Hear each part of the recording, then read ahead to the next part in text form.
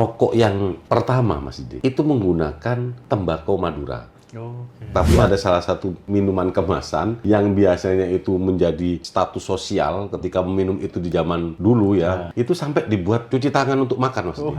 Rokok ilegal itu. Ya. Mungkin ini juga mereka sebenarnya mau berusaha secara legal ya. Ya. Tapi karena regulasinya itu kan belum memungkinkan gitu kan.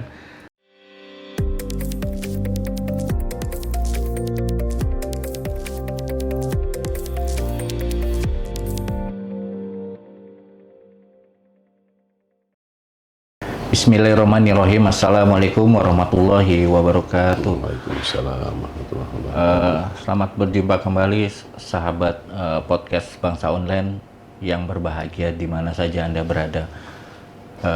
Kita kembali berjumpa dalam bincang-bincang bersama anggota DPD Jawa Timur. Yang bincang-bincang ini kerjasama antara Bangsa Online dengan Sekretariat DPD Jawa Timur. Langsung saja telah hadir di studio kita Mas Abdul Halim ya, SHMH. Terima kasih Mas Didi. Jumpa kembali dengan sahabat podcast Bangsa Online. Semoga selalu sehat dan bahagia. Amin ya. Itu harapan kita bersama. Nah, makasih sudah hadir. Sama-sama, senang sekali kami diundang ini, Mas Didi. Ini yang kedua kali ya, Mas? Yang kedua kali, betul. Mudah-mudahan next ini terus berlanjut ini, Mas Didi. Iya, mudah-mudahan bersedia kembali diundang. Siap, siap. Selalu sedia lah. Iya. Untuk Bangsa Online siap, selalu. Oke, Mas, makasih. Kali ini kita bicara ini kan tentang tembakau ya. Iya. Bagaimana potensi tembakau ini kan? Apakah bisa Madura ini kan bicara tembakau, kita bicara Madura nih karena penghasilnya kan terbesarnya di Madura. Di Madura, bisa nggak gini Madura menjadi kawasan ekonomi khusus tembakau gitu loh. Itu loh. Itu yang tema yang kita perbincangkan kali ini loh. Nah, itu langsung aja Mas. Kalau menurut saya itu kan tembakau itu nggak sekedar ini ya tanaman atau komoditas ya. Jadi banyak yang bilang itu tembakau itu berkah. Daun emas ya. Daun emas. Ya. Daun emas betul. Berkah bagi masyarakat Madura itu. Nah, kalau menurut panjenengan ya, seberapa pentingkah itu kan tembakau dari sisi ekonomi dan sisi budaya? Ya. Terima kasih Mas Didi. Jadi sahabat podcast Bangsa Online dimanapun Anda berada, ini tema yang menarik menurut saya bicara tentang tembakau ya. Tembakau. Kenapa tembakau ini selalu dikaitkan dengan Madura, meskipun sebetulnya di beberapa daerah itu juga bisa tumbuh tembakau ini, tapi tembakau Madura ini selain memang secara areanya begitu luas, ada di 3 kabupaten, Mas Didi, ada di Kabupaten Sampang, Kabupaten Pamekasan, dan Sumeneb. Hari ini pihak Dinas Pertanian Provinsi Jawa Timur sudah menguji coba di Kabupaten Bangkalan yang sisi timur, yang sisi barat. Artinya dekat dengan Sampang. Ini mulai diuji coba dan mudah-mudahan kedepannya bisa berhasil. Nah, yang kedua Mas Didi, ada hal yang menarik Mas Didi. Soal tembakau dari Madura ini. Kenapa? Jadi saya ini pernah ketemu dengan komunitas tembakau, komunitas petani rokok lah ya, petani tembakau yang kemudian meningkat menjadi usaha rokok dari Jawa Tengah, di daerah Jawa Tengah itulah. Nah, ada hal yang kemudian tidak pernah tersampaikan. Ternyata selain memang tembakau Madura ini memiliki keunggulan khusus, jadi diibaratkan Mas Didi, tembakau Madura itu adalah lauk. Di sebuah makanan itu lauknya. Jadi yang lain itu bisa jadi berasnya. Sehingga Mas Didi, kalau kita makan tanpa ada lauknya, maka itu terasa hampa, kan begitu. Hambar ya begitu ya. Nah, maka kekhususan dari tembakau menjadi penting dalam sebuah kemasan rokok itu karena memang ini adalah lauknya. Bahkan dia menyampaikan kepada saya, ini salah satu ketua asosiasi pengusaha rokok di Jawa Tengah. Itu di rokok yang pertama, Mas Ide, itu menggunakan semua tembakau Madura. Makanya rasanya itu, Mas Ide, itu berbeda dengan ketika misalnya menggunakan atau menghisap yang berikut-berikutnya. Yang pertama itu ternyata menggunakan tembakau Madura. Itu salah satu strategi dalam rangka untuk mempromosikan rokok. Nah, sehingga menurut saya bahwa apakah tembakau Madura ini akan mampu dalam rangka untuk membangkitkan ekonomi khususnya bagi masyarakat Madura, saya pikir ya. Bahkan ini sejak dahulu, Mas Dide. Kenapa? Karena memang dulu itu bukan hanya pada saat panen, itu maaf ini, tidak menyebut merek, tapi ada salah satu minuman kemasan yang biasanya itu menjadi status sosial ketika meminum itu di zaman dulu ya, Mas Dide ya. Itu sampai dibuat untuk cuci tangan untuk makan, Mas Dide. Sampai sebegitunya. Artinya ya ada rasa karena mungkin melimpah ekonominya karena setelah panen tembakau kayak gitu kan. Ditambah lagi belum persoalan yang biasanya dealer-dealer yang ada di Madura itu semua habis. Karena dibeli oleh orang-orang Madura yang habis panen tembakau, Mas Dide. Nah, inilah yang kemudian membuat kemudian ini sangat berdampak terhadap ekonomi Madura, sangat. Apalagi kalau kemudian itu dikelola dengan baik. Sampai hari ini kan, Mas Dide, mohon maaf ini, bahwa kita masyarakat Madura ini kan selalu dalam tanda petik dipermainkan. Ya. Harga-harga tembakau itu memang seenaknya, Mas Didi. Selain seenaknya untuk membeli kepada petani, terus kemudian juga selain itu ada tester ya. Tester yang kemudian dibuat itu seenaknya. Itu kadang-kadang misalnya satu tikar untuk mencoba rasa dari tembakau itu betul-betul bagus, itu diambil sekitar hampir 2 kiloan. Inilah yang membuat akhirnya kalau 2 kilo harganya 50 kan 100.000 akhirnya, Mas. Ini kalau misalnya harganya 70 kan 140. Nah, inilah yang membuat mereka ini tidak bisa berdaya. Mengikuti pola yang kemudian dibangun oleh pengusaha-pengusaha rokok yang sampai hari ini menjadi industri besar, itu dari hulu dan hilirnya itu sudah dikuasai. Maka saya kira kalau kemudian ada tata kelola pertembakuan dengan baik di Madura, khususnya bicara tentang ada sebuah kawasan khusus di Madura untuk tembakau, ini sangat layak, sangat wajar, dan pada ujungnya muaranya adalah dalam rangka peningkatan ekonomi masyarakat Madura, Mas Didi. Artinya kalau bicara Madura itu kan ada 2 komoditas besar ya, garam dan tembakau. Betul. Nah, hari ini yang justru paling prospek tembakau ya, Mas? Benar, tembakau. Terus tadi kan Panjenengan juga cerita bagaimana tembakau ini kan tidak bisa lepas dari keseharian orang Madura ya. Terus bagaimana tembakau Madura juga dipakai oleh ini kan pabrikan rokok di luar Madura kan. Betul. Berarti secara kualitas tuh bagus ya, Mas ya, kualitas tembakau Madura. Sangat bagus. Bagaimana tadi saya cerita itu, ternyata komposisi dalam rokok itu lauknya, Mas. Jadi nggak mungkin pengusaha-pengusaha rokok dalam rangka mencampur rokok untuk tembakau untuk menjadi rokok itu tanpa tembakau Madura, itu tidak mungkin. Hampir semua pabrik rokok di Jawa ini, karena di Madura terus terang, Mas Ide, pabrik rokok tidak ada. Hampir semuanya di Jawa. Begitu, Mas Ide. Baik itu yang skala besar maupun yang skala kecil. Nah, di situ mereka memang menyandarkan kebutuhannya itu dari tembakau Madura. Tidak bisa, Mas Ide.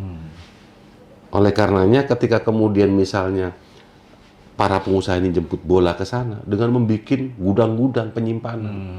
Karena memang untuk memanfaatkan tembakau menjadi rokok ini, Mas Didi, ini kan nggak bisa setahun 2 tahun, minimal itu kan setahun lah ya.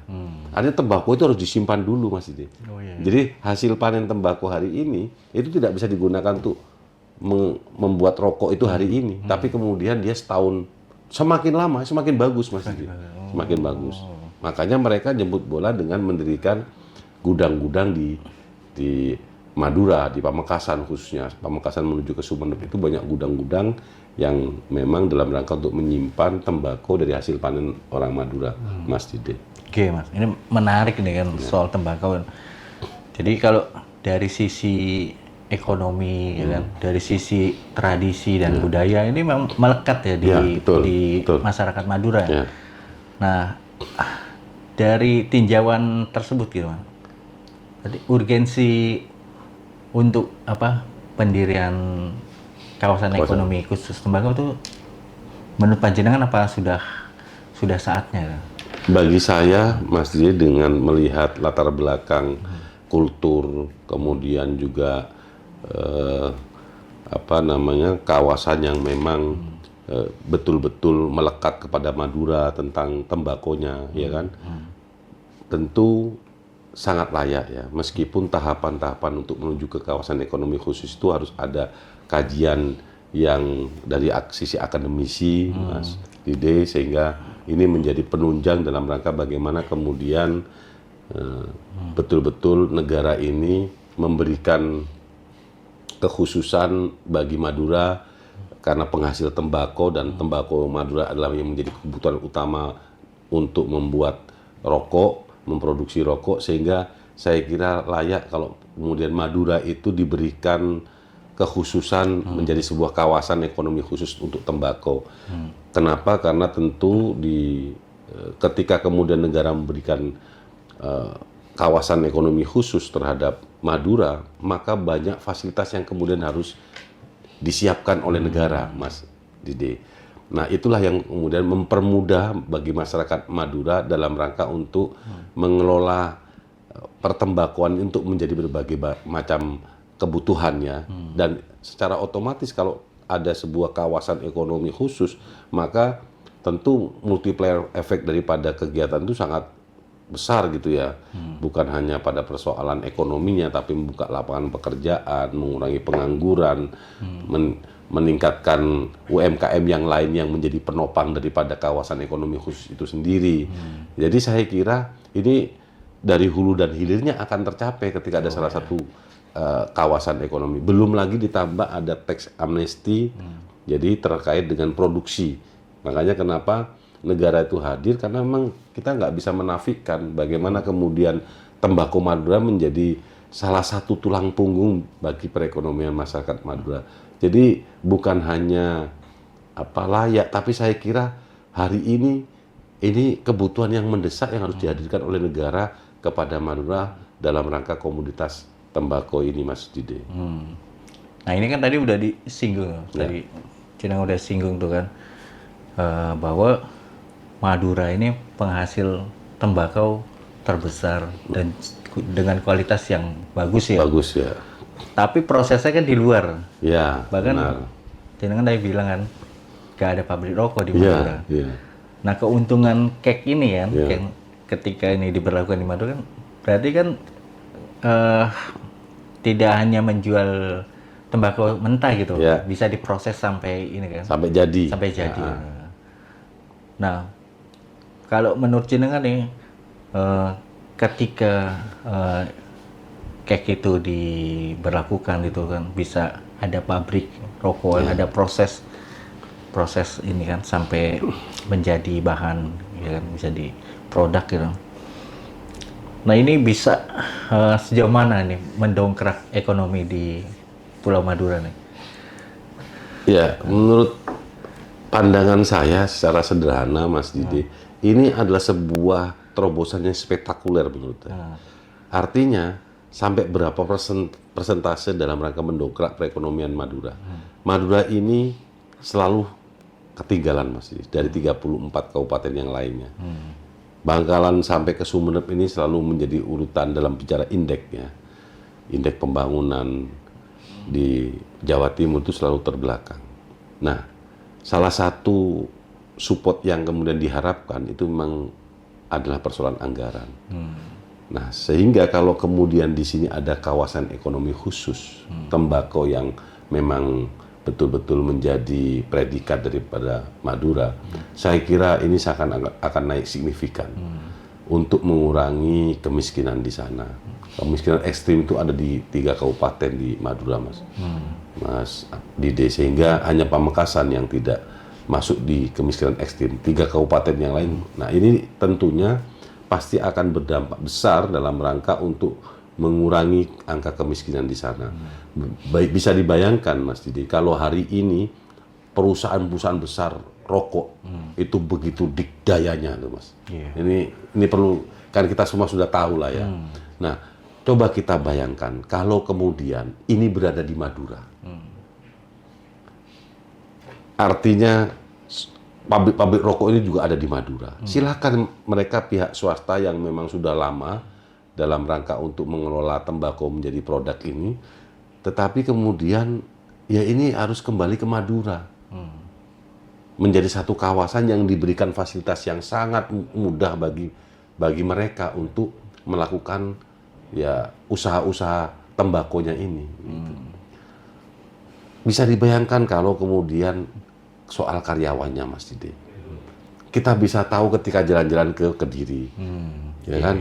Kita bisa jalan-jalan ke Pandaan, ke Rungkut, bagaimana puluhan ribu orang yang bekerja di dalam perusahaan-perusahaan rokok ini. Nah, kalau kemudian ini dibawa ke Madura, bisa dikatakan berapa puluh ribu orang yang kemudian bisa beraktivitas. Nah, tentunya kalau sudah begitu, ya secara otomatis bahwa pertumbuhan dan peningkatan ekonomi di Madura pasti akan naik secara signifikan, Mas Dide. Begitu. Iya, Mas.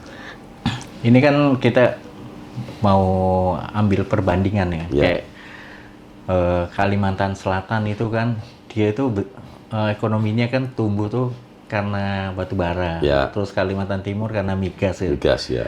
Nah, kalau ini kayak ini benar-benar diberlakukan ya kan. Sampean bayangan sampean bisa gak nih tembakau ini membangun Madura seperti batu bara di Kalsel dan migas di Kaltim gitu? Saya yakin, Mas Didi. Kenapa yakin? Begini. Saya sepakat tadi bahwa tembakau ini bukan hanya urusan ekonomi tapi juga urusan kultur. Nah, masyarakat Madura ini sangat kuat memegang kulturnya, Mas Didi. Maka soal tembakau ini bukan hanya, ini bisa lari pada persoalan harga diri, Mas Didi.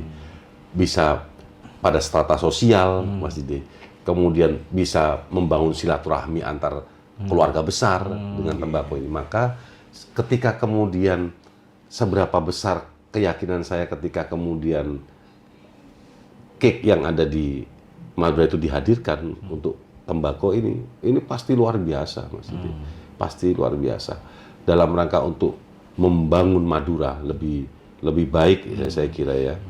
Karena ada sebuah diskusi ya, ada sebuah bahasa yang kemudian kita selalu diskusikan. Kenapa kemudian Madura sampai hari ini itu padahal banyak orangnya juga memiliki etos kerja yang luar biasa tinggi, terus kemudian juga memegang teguh harga diri, tapi daerahnya kok selalu ada di paling bawah begitu ya. Ternyata ini bahasa guyonan tapi ya, Mas. Memang yang mengurus orang Madura itu harus orang Madura sendiri, Mas Didi. Begitu kira-kira. Arahnya ini. Iya, ya. Supaya secara emosionalnya juga langsung mengena gitu, Mas Didi. Kadang-kala kalau kemudian itu diurus oleh orang di luar Madura itu agak kerepotan memang, Mas Didi. Sehingga sebetulnya mungkin Allahumma firlahu Kiai Haji Abdurrahman Wahid Gus Dur melahirkan Undang-Undang Otonomi Daerah itu, Mas Didi, itu salah satunya adalah bagaimana mengurus daerah itu adalah dengan masyarakatnya sendiri, meskipun tetap patuh dalam bingkai NKRI, Mas Didi. Tetapi untuk mengurus ke daerahnya itu memang dibutuhkan masyarakat daerah itu sendiri. Makanya sekarang ini di semua sektor, meskipun payungnya adalah bingkainya adalah NKRI, tapi kan banyak anak-anak daerah yang kemudian ketika menjadi apapun dikembalikan ke daerah itu, Mas. Karena supaya bisa mengelola daerah itu dengan baik, dengan cepat, sehingga kesejahteraan pada ujungnya itu bisa dicapai. Nah, apalagi di kawasan ekonomi khusus, satu-satunya yang ada di Madura, tidak pernah ada kawasan ekonomi khusus. Bagaimana negara memberikan fasilitas yang cukup bagus terhadap sebuah daerah, sehingga pasti, Mas Didi, kalau kemudian memang ini terjadi, wah ini multiplier efeknya sangat luar biasa. Tetapi sekali lagi bahwa ini juga tidak mudah, dan tahapan-tahapan yang menuju ke sana itu juga harus dipersiapkan, sehingga kajian akademiknya dipersiapkan, terus kemudian rapat koordinasi dengan tokoh masyarakat itu juga harus dilakukan. Kemudian ada riset-riset yang lain barangkali terhadap bagaimana mengoptimalkan tembakau di Madura itu bisa tidak hanya mungkin pada kebutuhan produksi rokok, Mas Didi, tapi produksi-produksi kesehatan yang lainnya yang memang itu ada komposisi bahan dasarnya tembakau itu juga bisa digunakan, Mas Didi. Jadi kawasan ekonomi khusus itu dalam rangka tidak hanya untuk kebutuhan rokok ya, Mas Didi, tapi juga kebutuhan-kebutuhan yang lain yang membutuhkan bahan dari tembakau, ya. betul, Mas Didi. Kalau dari kajian ekonomis ya kan, memang kek tembakau itu akan membangun Madura secara luar biasa gitu. Ya. Tapi ada kekhawatiran juga bisa dari sisi sosial gitu loh. Ya. Bisa merubah masyarakat gitu. Karena Madura kan selama ini kan dikenal kan memegang teguh agama dan tradisi. Ya. Gitu. Nah, terkait itu gimana tuh Mas? Kekhawatiran itu kan. Ya. Menurut saya, Mas Didi, kalau sebuah aktivitas perekonomian selama itu tidak mereduksi dari sebuah kultur, saya contohkan begini.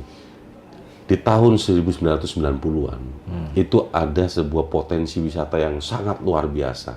Bahkan itu bisa dikategorikan pantai terbaik nomor 2 setelah Florida di Amerika. Itu Pantai Lombang di Kabupaten Sumeneb, Mas Didi. Itu ada pasir putih yang luar biasa. Putih halus, dan yang tidak kalah pentingnya adalah ada cemara udang di sana. Hampir semua pantai di seluruh dunia ini memang ada cemaranya, tapi cemara udangnya tidak banyak. Nah, ini hanya di Florida dan di Lombang. Nah, pada waktu itu investor itu sudah mau membangun hotel bintang 5.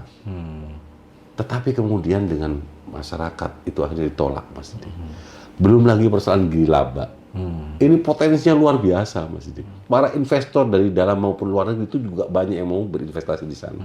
Tetapi sekali lagi, karena ini akan mereduksi sebuah kebudayaan dan agama, maka ini tidak mau.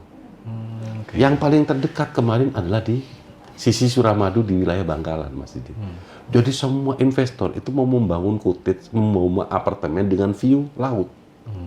Tetapi karena mereka akan beririsan, padahal sampai begini, mohon maaf ini, sahabat podcast Bangsa Online dimanapun berada.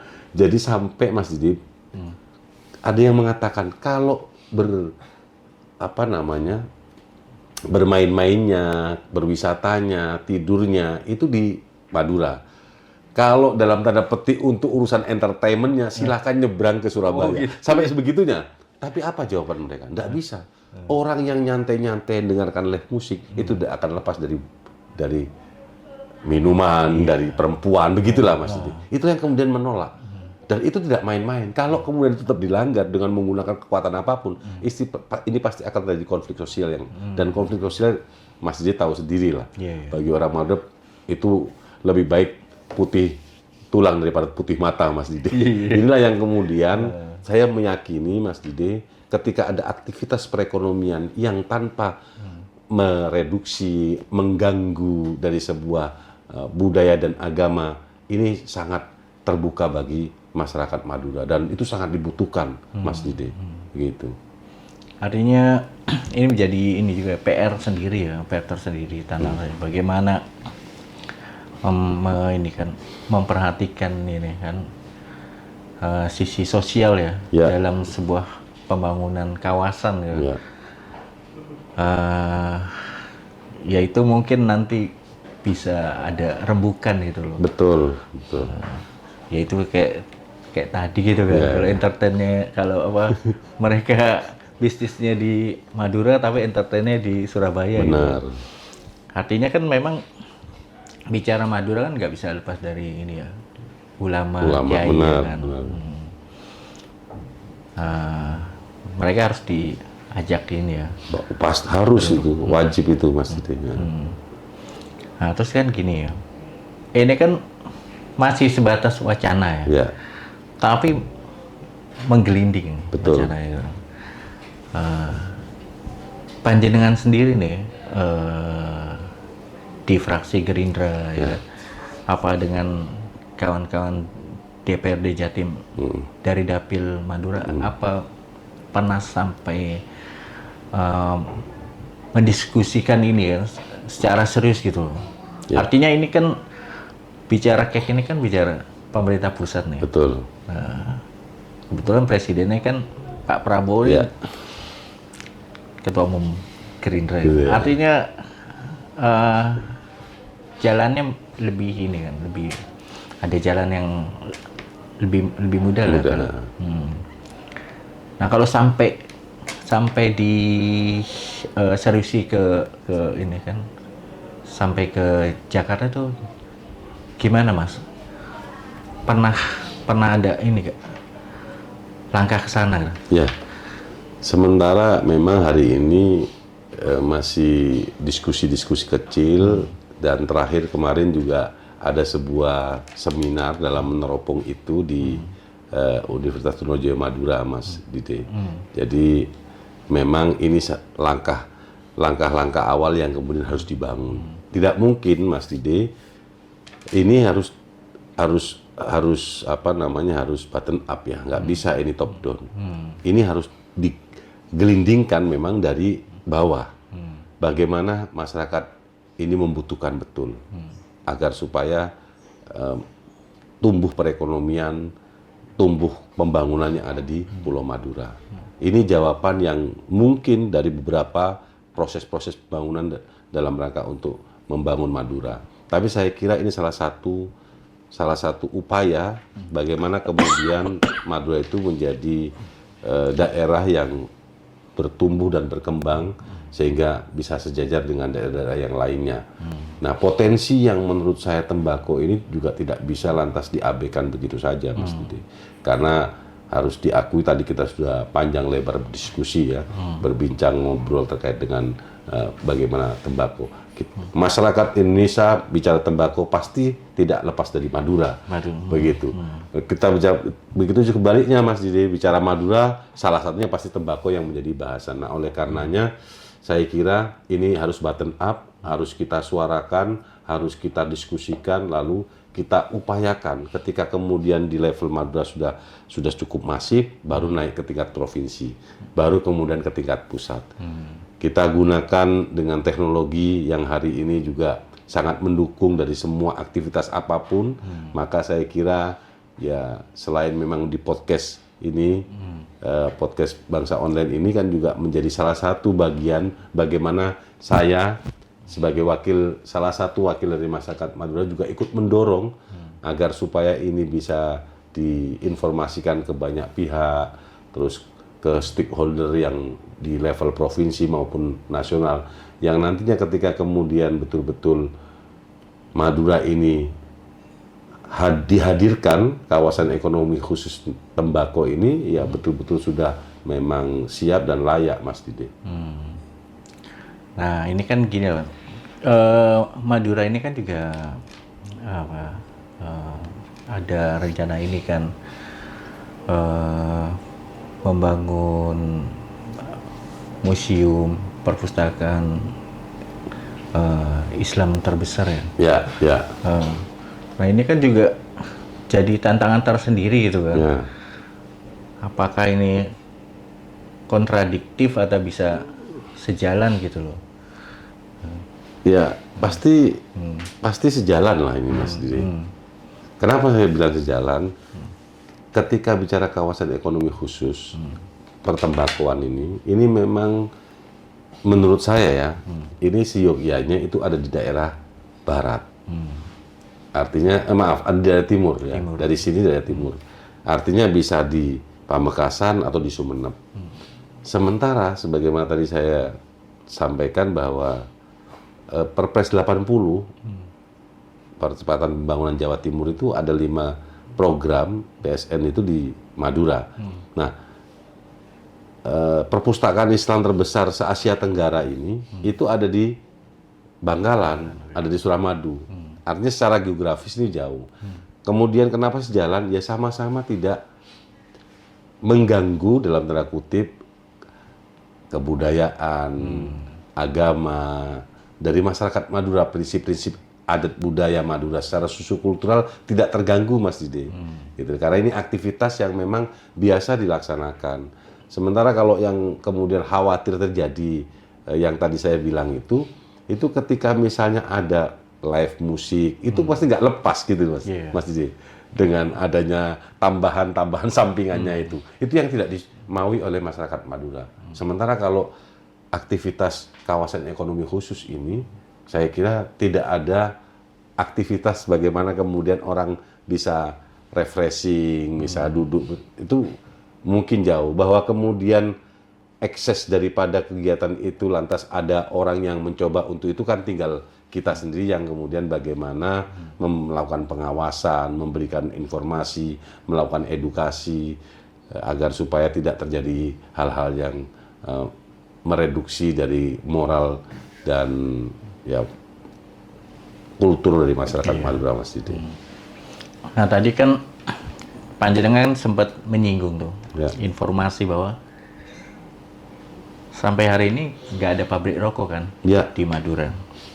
Nah, tetapi kan faktanya nih di lapangan kan ada ini ya, rokok ilegal itu.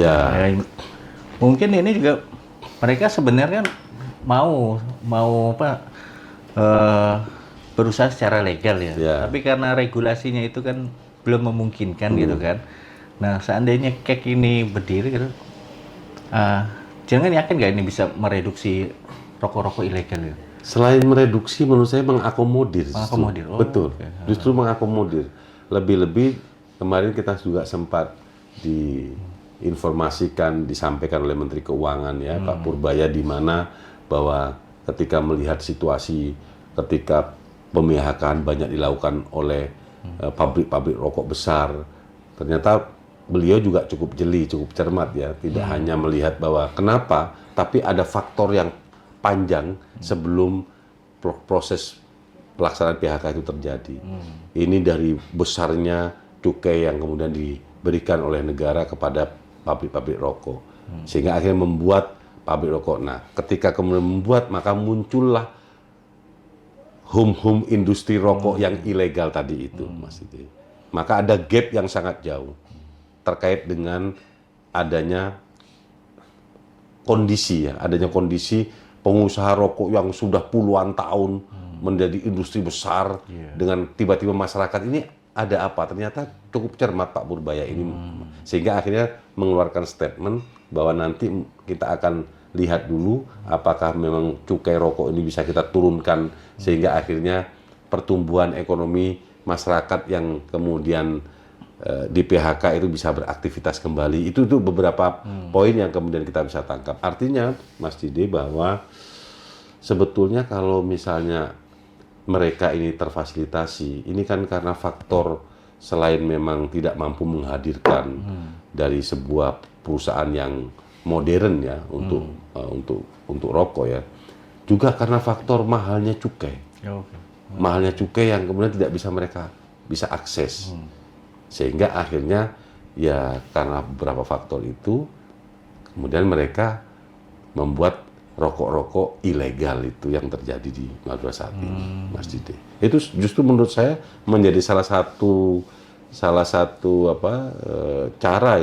cara untuk meminimalisir bahkan menghilangkan dari produksi rokok ilegal, Mas Didi.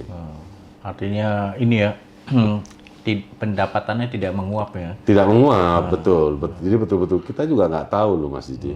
dari perusahaan-perusahaan besar itu apakah betul-betul real ya?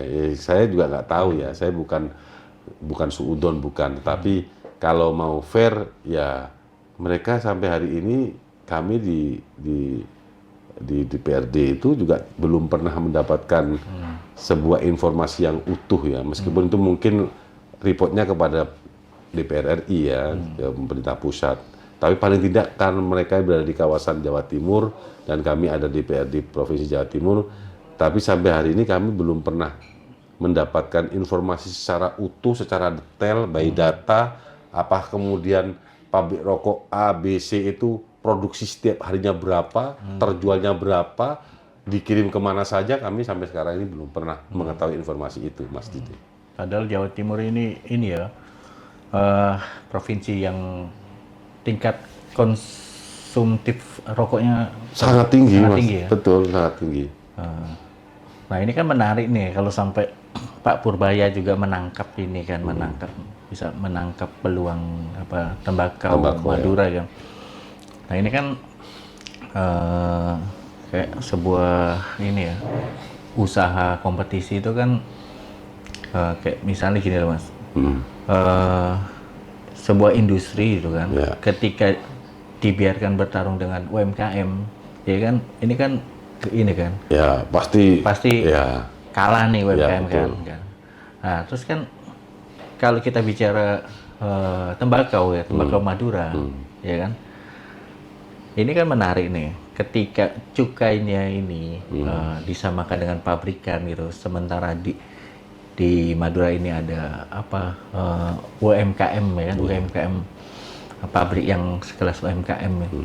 Ini kan dia nggak bisa kan untuk beli cukai itu kan dengan harga yang sama dengan pabrikan besar. Akhirnya tetap produksi tanpa cukai gitu kan. Betul. Nah, kalau untuk bagian dari solusi itu, jenengan setuju juga kalau misalnya ada cukai kelas rakyat gitu di luar yang cukai yang pabrikan besar. Mas Didi, ini kan bertanya kepada saya juga sebetulnya juga ahli hisab ya. Oh iya, ya cocok kalau itu. Iya. Jadi ini kan kalau secara pribadi saya sangat setuju. Artinya bahwa memang harus ada pembeda ya, pembeda yang mungkin kadang-kala pendapat saya ini juga tidak mungkin persis sama dengan apa yang dimiliki oleh para pengusaha besar itu, Mas Didi. Tapi secara pribadi saya sangat setuju bahwa masyarakat ini memiliki ruang tersendiri dalam rangka membangun usahanya itu, dan dia sudah berkategori di level UMKM ya kan. Maka saya kira juga harus ada pembeda.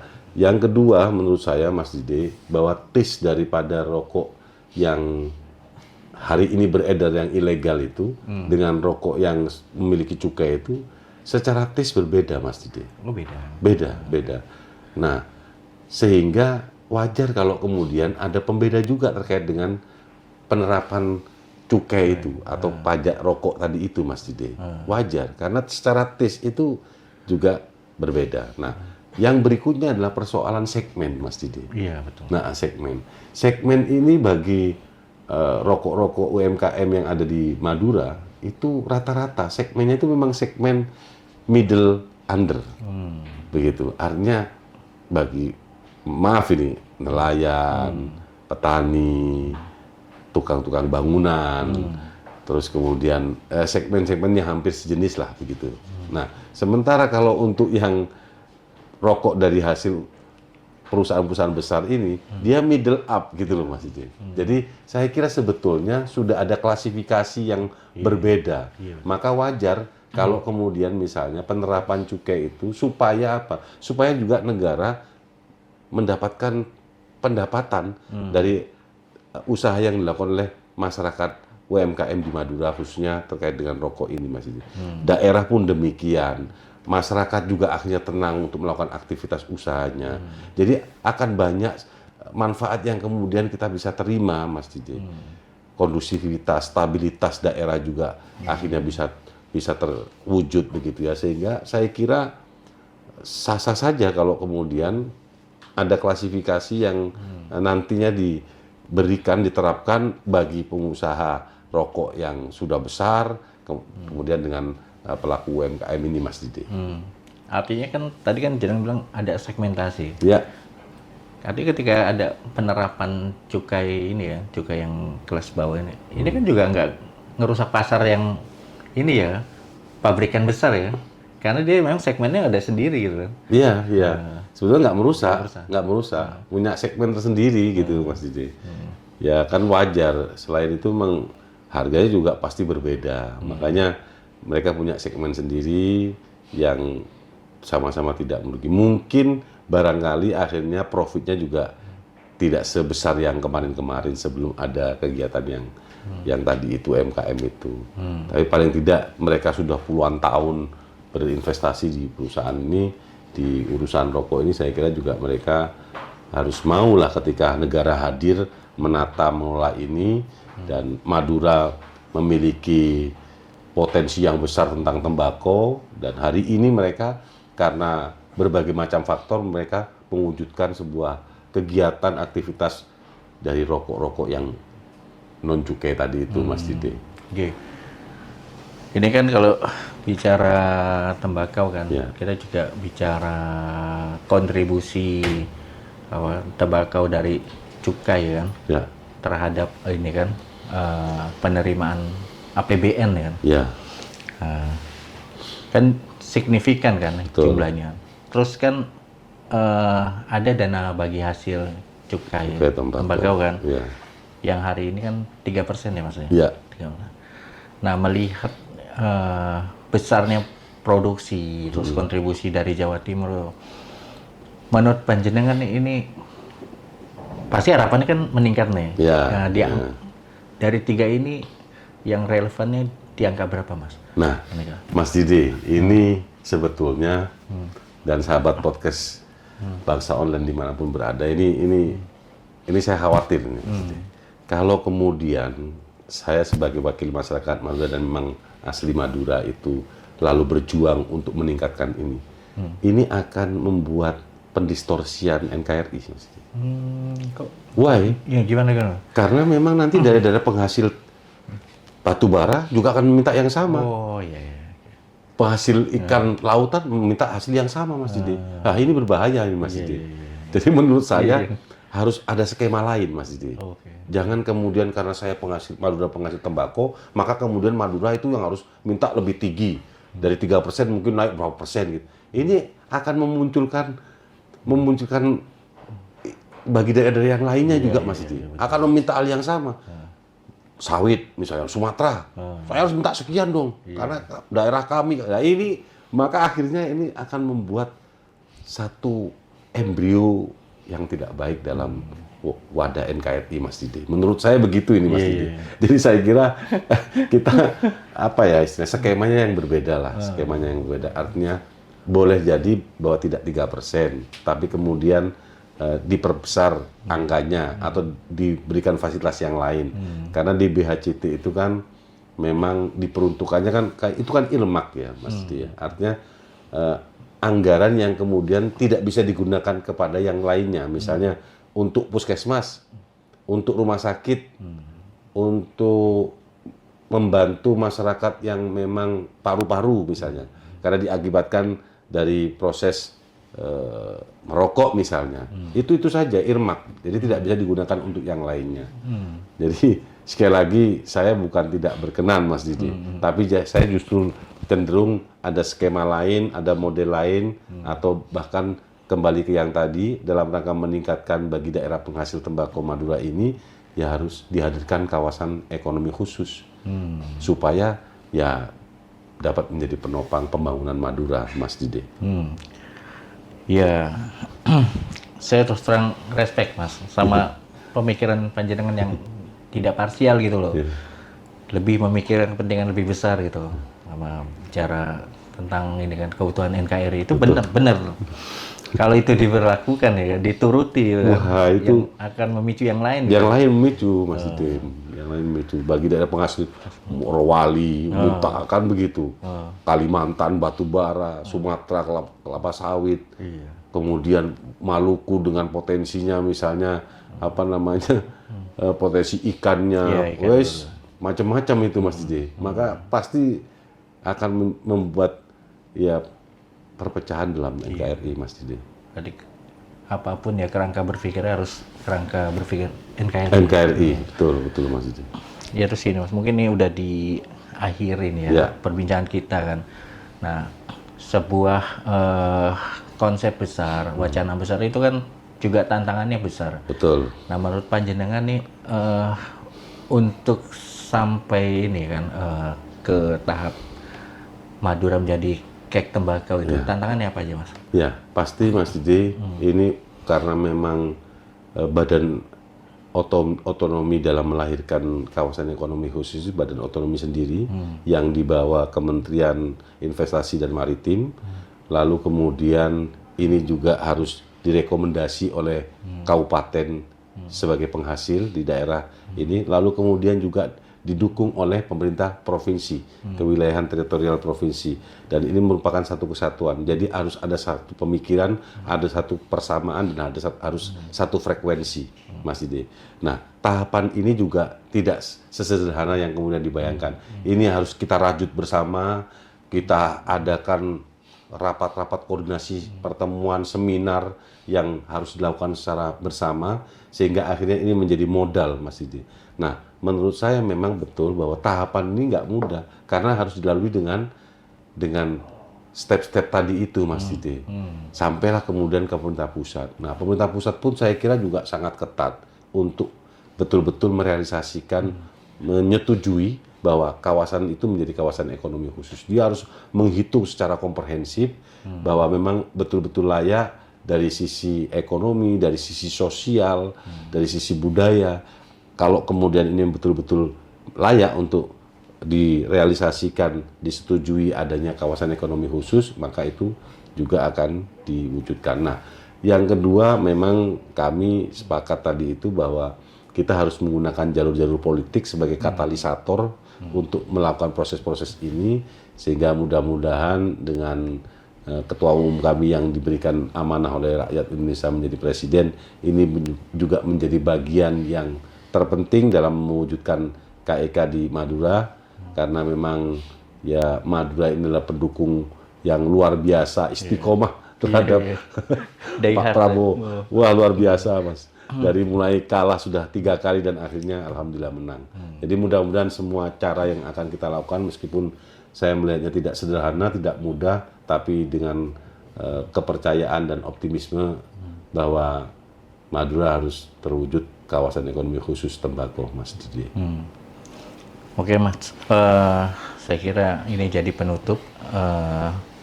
Sahabat podcast Bangsa Online, tadi kita sepakat bahwa tembakau adalah komoditas unggulan di Madura.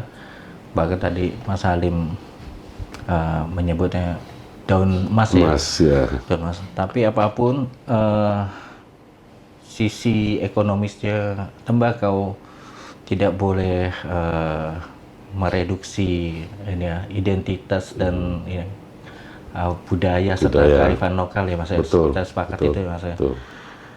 Saya kira demikian bincang-bincang kita kali ini. Lebih kurangnya mohon maaf. Wallahu muwaffiq ila aqwamit thoriq. Assalamualaikum warahmatullahi wabarakatuh. Waalaikumsalam warahmatullahi wabarakatuh.